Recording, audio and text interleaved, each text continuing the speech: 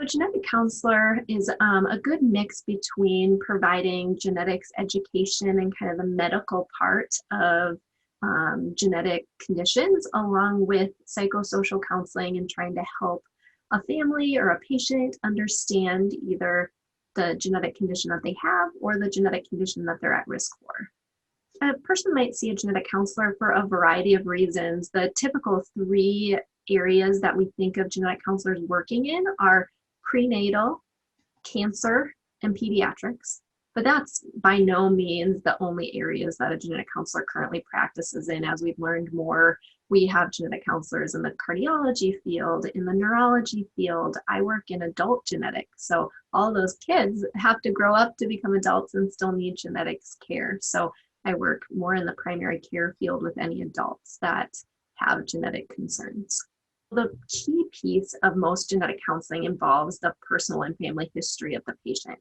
So we spend a good chunk of our time going over a patient's personal history or family history. And we actually make a pedigree where it kind of looks like a family tree, where we note the parents, the children, the grandparents, aunts and uncles. There's different symbols meaning different things, and it really helps us track different conditions and symptoms throughout the family.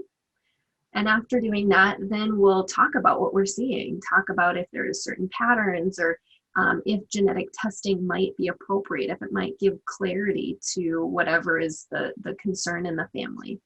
Genetic testing is not always the end result of a genetic counseling visit, though. Sometimes there isn't an appropriate genetic test. Sometimes the family isn't doesn't really seem like there's something genetic going on.